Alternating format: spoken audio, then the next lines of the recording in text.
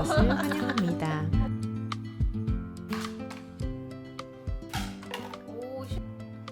아들 녀석이 나무젓가락으로 고무줄 총을 만들었어요. 막내가 오빠랑 놀더니 총으로 관역 맞추기를 제법 잘하네요. 마지막 나한테. 소개 좀 부탁합니다. 특수부대 070은 070입니다. 인터넷 전화인데 좀 보여주세요. 총입니다. 네, 어떻게 만들었죠? 이거 제가 평소에 게임을 안 하기 때문에 이것저것 손으로 만드는 것을 저희 아이들은 좋아해요. 멀리서 이렇게 쏘는 겁니다. 굵은 총입니다. 누가 만들었어요? 오빠가요. 제가 신분증 때문에 6개월에 한 번씩은 출국을 해야 돼요.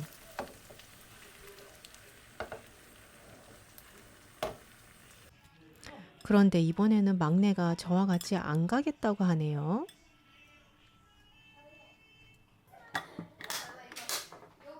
야호! 이제 자유부인인가? 하지만 자유로우면서 왠지 모를 섭섭함은 뭐죠? 미끄덩. 동그라미. 달걀말이, 멸치볶음, 미역국, 자장밥, 소스 등등. 일주일 집을 비우는 사이에 남아있는 가족들을 위해 냉장고 가득 반찬을 만들어 놓아요. 엄마 없을 때 이거 먹어요? 그리고 메모지에 각자에게 주어진 임무와 일주일 식단을 적어놔요. 누구는 밥을 안 치고 누구는 상을 닦고 누구는 빨래를 하고. 남이 해주는 밥 먹는 즐거움. 여기는 귀국하는 비행기 안. 얼마 만에 혼자 타는 비행기인지 아마 17년쯤 된 것 같아요.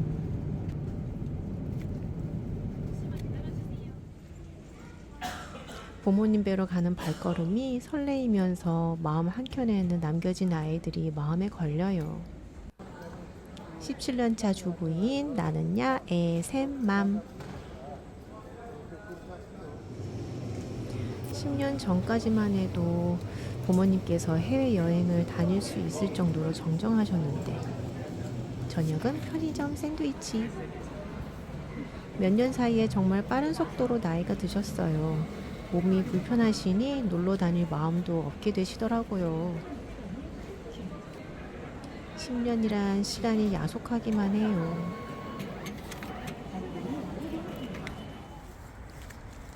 다음날 아침, 평소처럼 눈 뜨자마자 신선한 바람을 쐬며 산책해요. 아, 한국의 가을 낙엽. 10년 전에는 엄마랑 같이 산책했는데 이제는 혼자 걷는 산책로예요. 저희 친정 엄마는 12살에 아버지를 잃고 15살에 엄마까지 여의셨어요. 맏딸인 엄마가 동생을 먹여 살린다고 청소년 때부터 안 한 일이 없으셨대요. 꽃다운 나이에 그러고 보니 저희 큰딸 나이 때 생긴 일이었어요.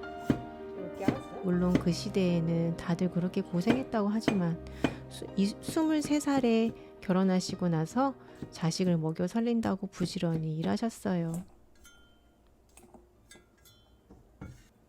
게다가 친정 아버지께서는 한쪽 다리가 불편하셔서 굳은 일은 엄마가 도맡아 하셨어요. 그래서 최근 몇 년 전부터 엄마의 달력에는 온통 병원 다닐 일정으로 가득 차 있어요.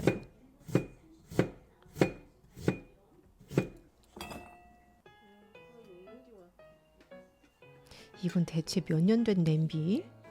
제가 처녀 때부터 썼던 걸로 기억하고 있는데 그럼 20년?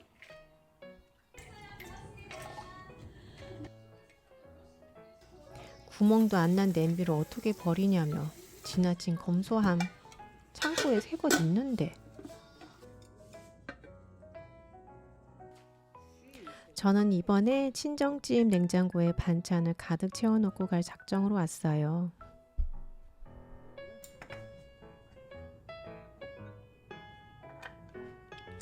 별거 아니지만 채소를 좋아하는 엄마를 위해 비빔밥거리를 해 놓아요.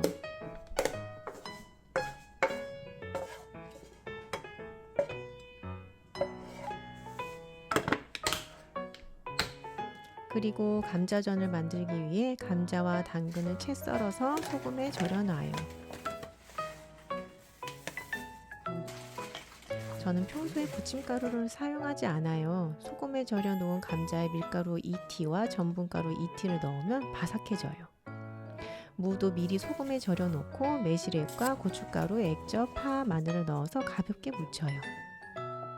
이렇게 무쳐 놓으면 반찬으로 먹어도 좋고 밥에 비벼 먹어도 밥 한 그릇 뚝딱 비울 수 있어요. 부모님께 맛있는 것을 자주 만들어 드리고 싶은데 멀리 해외에 있다는 것이 가끔은 죄송해요. 그래도 지금은 온라인 주문이 가능해서 특별한 날 선물을 보내드릴 수 있다는 것이 참 감사하죠. 거동이 불편하신 아버지를 위해 엄마도 평소에 집밥만 해 드시기 때문에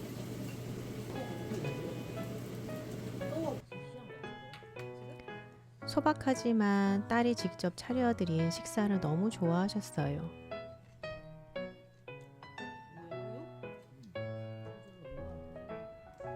가을이 무르익어 가고 있어요. 근사한 여행은 못 해드리지만 사랑하고 소중한 사람과 산책하는 것이 행복한 오늘이에요. 일요일 교회 예배가 끝난 후 엄마가 성경 공부하러 다시 교회에 가신대요. 저는 모처럼 혼자 양은 냄비에 라면을 끓여 먹어요.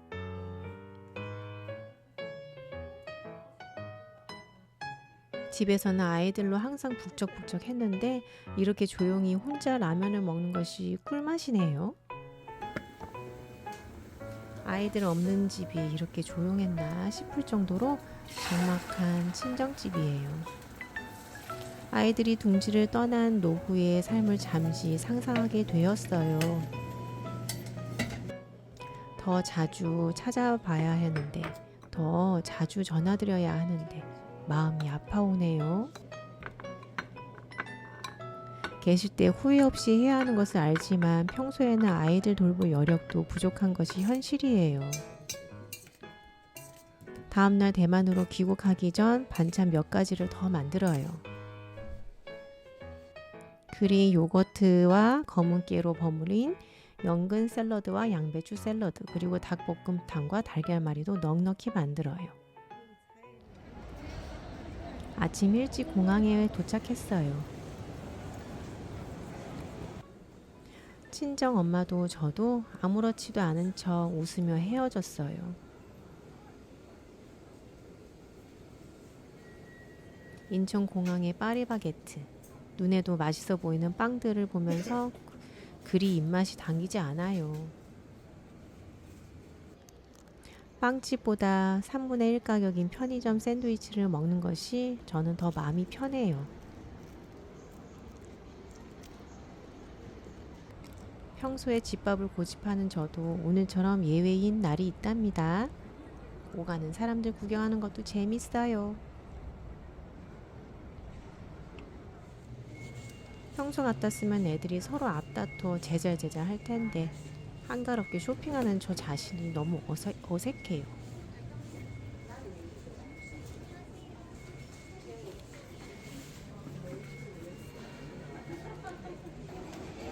참 신기한 것들로 가득 찬 인천공항.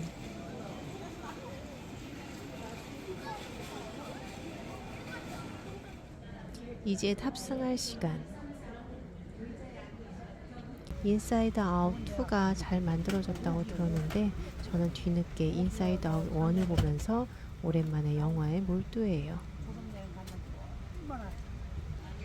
영화를 보면서도 아이들 생각하는 저를 발견해요. 아이들 머릿속에 감정들이 이렇게 만들어지는구나 하면서요. 집에 돌아가면 다시 부모님 걱정이 희미해지겠죠?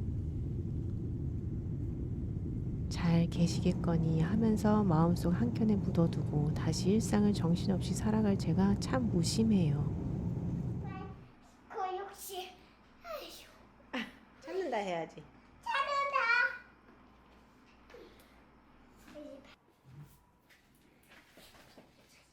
옷장부터 먼저 찾아. 없어?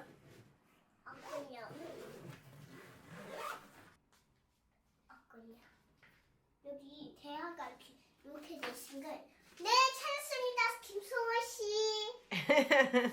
내가 누구인지 어떻게 알아? 열어봐봐야지. 그러니까 내가 누구인지 어떻게 알아? 다리가 다 보이잖아요. 살색 찢어. 아, 여기.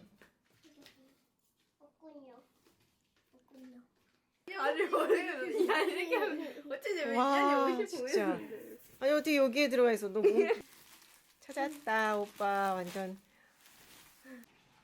왜 여기 신만 남아있대? 야, 진짜 안 더워? 진짜 더워. 엄청 덥겠다 너.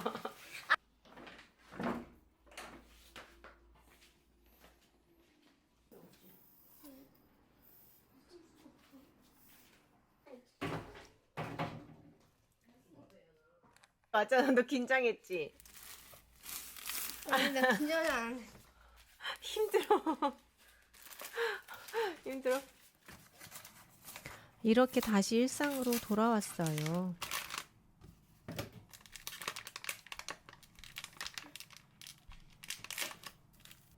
마음속 한켠의 부모님 걱정을 가끔 꺼내서 기도해요. 한평생 가족을 위해, 사랑하는 사람을 위해 노고하신 그 인생을 위해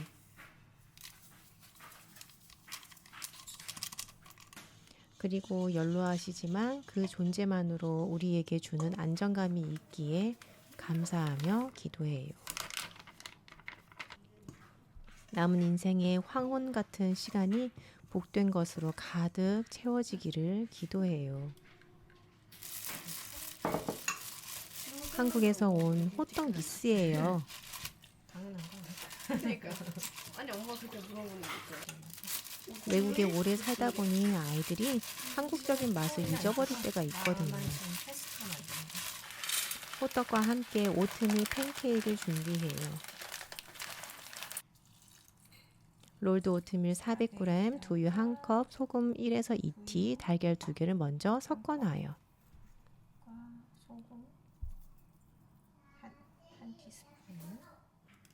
호떡 반죽을 한 후에 오트밀을 후라이팬에 올리면 시간이 딱 맞아요.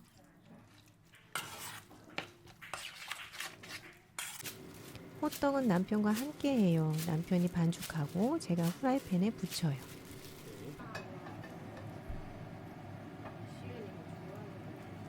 남편이 나이가 들면서 요리에 관심이 생기게 됐어요.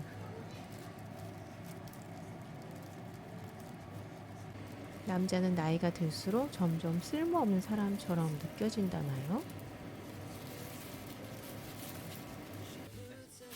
집에서 아무것도 할 줄 모르면 아내에 대한 의존도가 높아진다고 하네요. 요리 몇 가지와 김치를 담글 줄 알면 나중에 딸내미 시집가서 반찬을 만들어서 갖다 줄 거라면서요. 그런 생각을 하는 남편이 기특하기도 하고 남자들의 노후도 잘 준비해야겠다는 씁쓸한 마음도 들어요. 아이들이 좋아하는 치즈로 토핑을 올렸어요. 아가베 시럽이나 메이플 시럽을 곁들여도 맛있답니다. 부모님의 노후도 우리의 노후도 외롭지 않고 의미 있기를. 오늘도 열심히 운동하고 좋은 음식 먹고 서로 사랑하는 데 힘써요.